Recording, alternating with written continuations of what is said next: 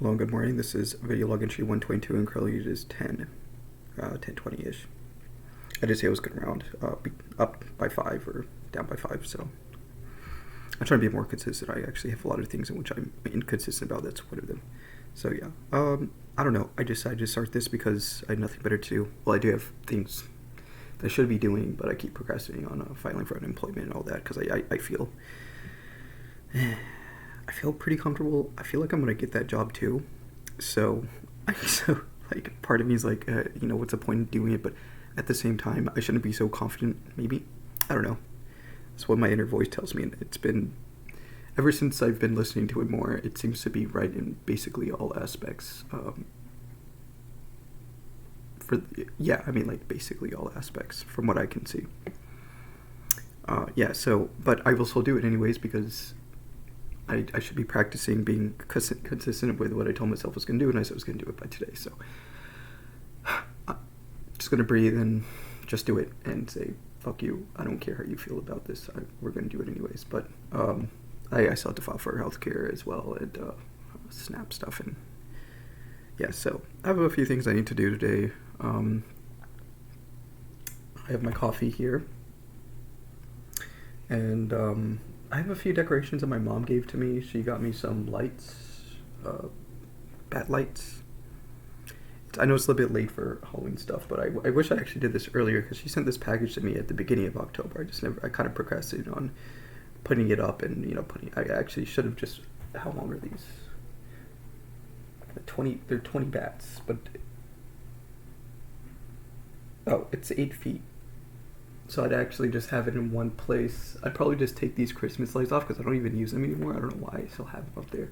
And put them like right above my window. That's almost like 8 feet if like the span of that wall. So I may just do that or something and call it a day. Actually maybe that won't work as well because they actually have to have an outlet. There's an outlet close to the top of that. Maybe do I have an extension of any sorts? I have a power surge, which is about an extra 3 feet, but then I need an extra 4 feet to make it even, or sort of even. I'll figure it out. I don't know. I'll do something and make it look decent. I'll probably leave it there until the end of November, most likely, because why not? So I have that to do.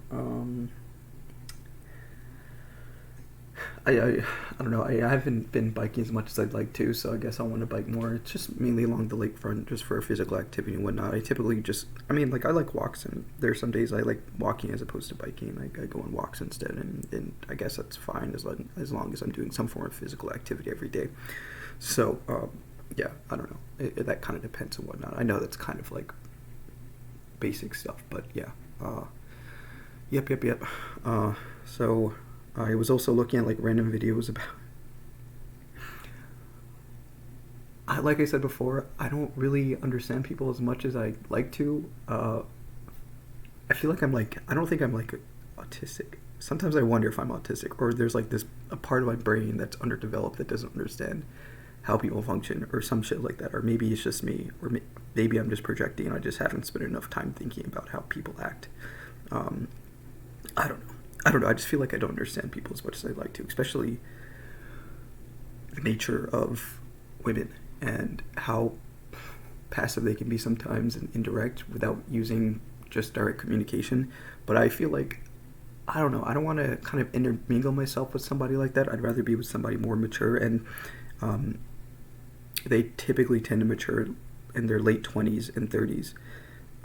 Like teens to early 20s is they're kind of a hassle to deal with. I'd rather deal with somebody that's closer to my maturity level, and I've dealt with somebody that's a little bit more teeny, and it's just annoying having to deal with them because one, they're dodgy and they don't use direct communication, and then you have to play this whole 5D chess game with them, just trying to understand what they like, what is going on and what they want, whether they're interested in you, and I'd rather just have more direct communication with somebody as opposed to wasting my time with somebody like that. So it can be fun for a little bit, the thrill of it, and just trying to like play the game that they want you to play and all that. But after a while, it's like, maybe we don't have to do this for much longer. Or, I mean, if you want to keep playing that, sure, you can go ahead and play that game, but I'm going to move on to something a little bit more, I don't know, proactive, and something that would fit my life that I want to create for myself, as opposed to playing those teeny games. You know what I mean? I'm sure a lot of you guys would understand that. It is fun for a while. It's the thrill of it's nice, and the mystery, and the enigma of playing that puzzle game of, like, it's fun. It was fun. I found it to be fun, and somewhat mentally stimulating to some degree. But again, there's a point where those patterns just start to become a lot more obvious, and then you start realizing what with the exact thing that they're doing, and then you're just like, okay, well, I kind of figured out the rules of this game, and this is going to end out being a stalemate at this point, because I understand what's going on at this point, and if you keep doing this, and you expect me to react in a certain way, then and I decide not to react in that certain way, then it's going to end up being a stalemate. It's just, it's I actually had to deal with that in my early 20s with somebody. They seemed intelligent and all that. It's just like, it's just immature after a while, and then you just want to, again, like, you grow out of that, and you're just like, okay, that was fun. I want to try something different. Maybe I want to try something a little more serious in these games. Yeah, I mean, like, again, like, I would say that I have a good sense when it comes to understanding. Maybe, okay, when people say, I feel like when people say that they have a good sense in something, it's usually the opposite. Like, I remember one of my earlier videos, I believe that I was emotionally intelligent, but in a lot of cases I'm not. There are a lot of things that I tend to hide from myself that I don't realize and all that. So I wasn't as emotionally intelligent as I believed myself to be. So me saying that I know women up and down probably means I don't know women up and down. So yeah, I don't know. But then, like, it comes to, like, it kind of boils down to what I said before. Like, once you decide to not play those games, there's obviously going to be a female counterpart that's also thinking the same thing, and you end up meeting that person in the physical world, and they happen to be attractive, intelligent, both emotionally and intellectually intelligent, and just an all-rounder, and you can end up having a peaceful life with that person because they came to the same realization as you, and the likelihood of that is actually pretty high as long as you're looking for it. Yeah, so I that is actually a common trap amongst a lot of people, is that there's like, wait a second, it's kind of like, the real world as well, right? Like the standard trajectory for most young people is to go to college and get a degree, get an office job, and just have a family and all that. And then there's some people who go down that route and are completely contented with it, and there are other people who's like, well, maybe I don't want to play that game. Yeah. It's the same thing with, and then just by going through that realization, you start attracting opportunities that align with your preference at that time, and that's what happened to me, and things started flowing again. You could think of it spiritually or whatever. People like to call it like the law of attraction and all that. I guess you could use that same law in relationships as well. You don't have to play the game that everybody else is playing. And if you change your mind, then you'll find something else that tends to suit your preferences a lot more, as long as you put the effort into it.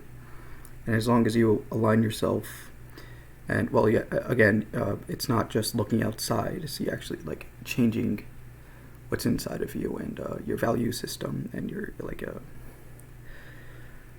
you can talk about subconscious programming. It just takes a lot of internal introspection, and introspection is internal examination. I don't know why I said introspection, but yeah, introspection. A lot of time. It took me a lot of time. It took me a few years, actually. And I went through, of course, a depressive episode because I wasn't who I thought it was, pretty much. I guess you could call it that. I wasn't who I thought it was. Yeah. So yeah, that ended out working, and I'm fairly content, and things are just flowing in. It's not it feels almost effortless, just because of the fact that I decided to align myself with who I actually am. Simple as that. Um, I mean, you can also think of it from a physical standpoint. Like, people like to say everything is energy. Outside of the physical world that we see as of now, like energy, we tend to, call moving objects things that have energy, but also it's not just the moving objects, it's everything, even still objects. People talk about this a lot, even still objects have energy, and you can actually see that just by looking at Einstein's equation, equals mc squared. That just basically means mass, obviously. But yeah, I mean, like it's pretty obvious that everything you can make those connections in your head, and you can be like, okay, yeah, everything doesn't have energy, whether it's moving or not. So maybe there is a metaphysical component to it, and the metaphysical components can be forms of energy, and then you can go even further than that and say that any sort of information is energy to begin with. Like, you can look at even like abstract representations of anything is a form of the metaphysical, or Plato's forms, or Plato's forms is within the metaphysical, and it is a world that does exist just because of the fact that we can imagine it, and that information has energy. So I mean, once you start doing that, you can also like kind of tie in like things that you see in the physical world that you don't really see in the metaphysical. Obviously, you can't really see anything in the metaphysical, but there are a lot of things like, opposites attracting. I guess you could think of like protons and electrons and all that. Like, the opposites attract, and also likes attract too. It seems like, I mean, you could look at gravity, likes, because those objects tend to. I mean, from our current understanding of it, we like to depict things as fields in physics. So everything is a field essentially now because of quantum field theory, and that includes space itself, and these mass objects, which are energy without having to move, tend to warp space-time because they exist. And existence itself is a form of energy. I guess what I'm trying to say is that you can attract other things without necessarily having to see in the physical world, or even like having to take action within what we see in this world. If that kind of makes sense. Like, there are people who tend to put too much. My dad is one of them. I used to be one of them. I used to put too much weight on what I see with my own eyes, and I started realizing that maybe I can change the parameters within my own mind to then utilize a law of attraction. Or you could think of it as, like, again, you can also, if you're more scientifically oriented, you could think of it as like a massive object in space-time that then attracts another massive object, depending on what kind of energy, because energy is information. Information can be anything. So information is a manifestation of energy itself, but then information can be more specific, of having like some kind of semantic meaning. The semantic meaning of energy for mass. You can also have a semantic meaning for the energy of who you are, and that'll create some metaphysical attraction towards that particular thing that you want, and that includes people. That includes, well, everything. I mean, so I have expanded my worldview quite a bit. I mean, like, I don't really read a lot about metaphysics, but from what I've been seeing in the past year or so, I had no other choice but to force my worldview into something that encapsulates what has presented itself to me. So I'm using the law of attraction, pretty much, that law, to kind of make my life more fluid without having to put so much effort. But yeah, I mean, that stuff is pretty cool. You can philosophize a lot, and you can make connections between many things, and you can probably talk about it for a long time if you're interested in that.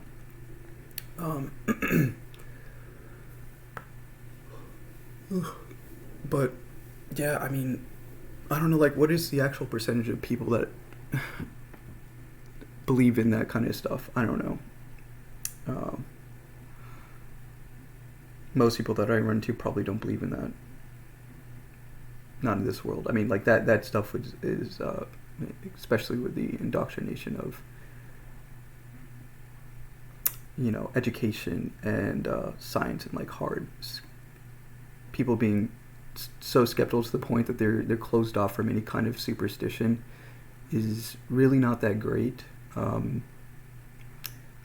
But at the same time, for me, I think how I broke myself out of it was by having so much change. I had no choice but to kind of rely on a higher power as opposed to my own mind or the self or the ego. So that was my way of breaking into a more spiritual point of view. It's either that, or you actually have a family that believes in that kind of stuff, and you're kind of indoctrinated into that framework. But also, again, like, you kind of just have to see it with your own eyes if you're like me, and I've seen it with my own eyes multiple times.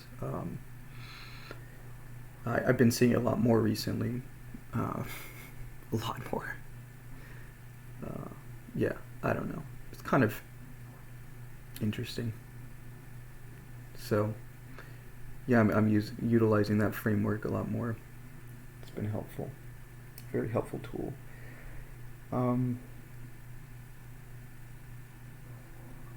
Yep.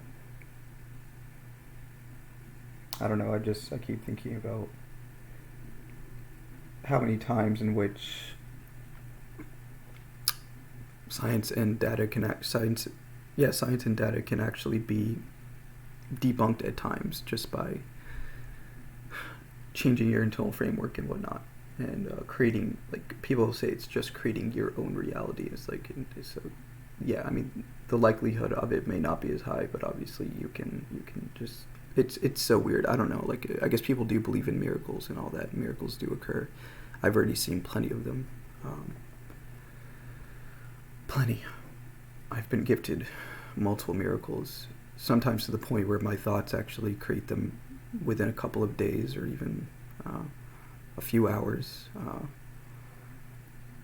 It's weird. So I guess you should be kind of careful with your own thoughts and how you choose, like what thoughts you choose in your life, because once you once you're at that level of understanding non-duality, it just, like, those thoughts really do affect your reality to a huge degree. Huge. Or maybe I'm seeing it now more because I'm more enlightened, but I don't know. So it's all interesting stuff.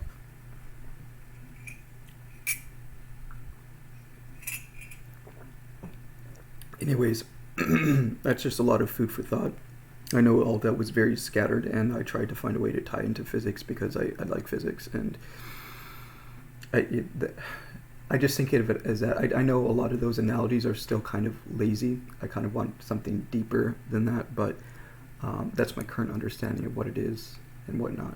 And I guess we could, again, I think you can actually just use, spiritual people who really think about these a lot, they tend to tie to quantum field theory and affecting fields and whatnot. So if my beingness affects a field, then the other person that is also affected by that field because of their own beingness is somehow attracted to me, if that makes sense.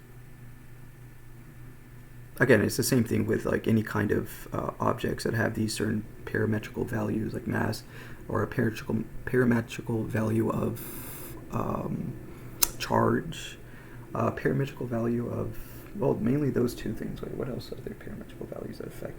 I mean, there are other ones like, what was that called? Well, I mean, there's also, mass is also affected by the Higgs boson and the Higgs field, I believe. So that's another one. There are multiple fields, but then these fields are obviously interacting with these objects and all that. But these objects itself are the ones creating the field to a degree. Because if they didn't exist, the field wouldn't exist because it's not affecting anything, right? So, anyways, that's just all physics mainly, and sure, you can, again, you can extrapolate that out to metaphysics as well if you want to. Especially when you start talking about human beings and how they affect each other, and any existence of any object affects the field of that particular object, the field associated with that object. You can actually just change into again, like I said, a mathematical parametrical system that then is associated to that object, and boom, you have a new field, and that's pretty much the law of attraction that everybody talks about. It's cool. It's cool stuff.